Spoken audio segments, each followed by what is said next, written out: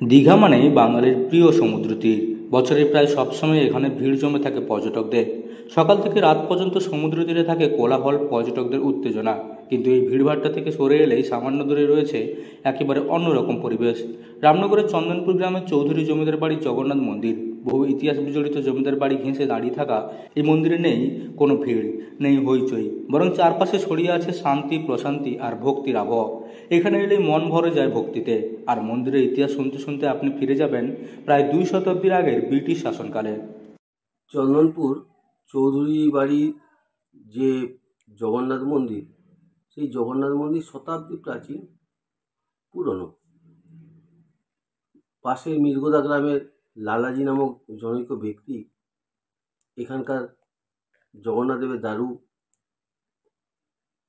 দিয়ে জগন্নাথ দেব প্রতিষ্ঠা করে। সেই দিকেই জগন্নাথ মন্দিরের পুজো হয়ে আসছে। ইংরেজ আমলে যখন ঘর পোড়ানো হয়েছিল তখনও জগন্নাথ মন্দির বাদ যায়নি। তা সত্ত্বেও পুজো হতো, পুজো আর্চা হতো। কথিত আছে প্রায় 200 বছর আগে রামনগরের চৌধুরী বাড়ির বল্লভ চৌধুরীর পূর্বপুরুষগণ এই মন্দিরটি প্রতিষ্ঠা করেন।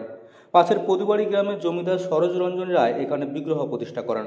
শুধু তাই নয়, মন্দিরের নিয়মিত সেবা ও পুজোর জন্য তিনি দেবোত্তর সম্পত্তিও দান করেন। সেই সময় থেকে আজও চন্দনপুরের চৌধুরী পরিবার এই মন্দিরে নিয়মিত পুজো করে আসছে।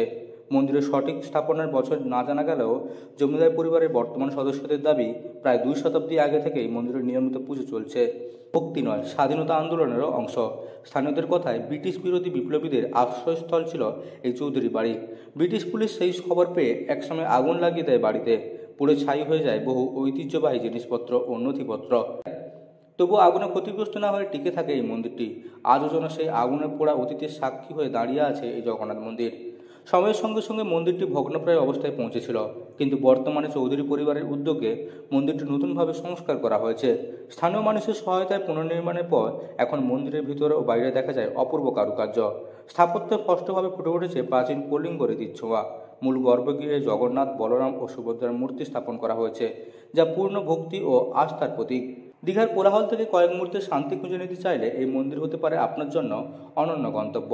দীঘা থেকে টোটো বা অটো করে সহজেই পৌঁছানো যায় রামনগরের চন্দনপুরে। আবার এগরা থেকে এলে দেপাল বাসস্ট্যান্ডে নেমে অটো রিক্সা বা টোটোতেও আসা যায়। কাঁথির দিক থেকেও সহজেই এই মন্দিরে পৌঁছানো যায়। পূর্ব মেদিনীপুরের রামনগর থেকে মদন মাইতির রিপোর্ট, লোকাল 18 বাংলা।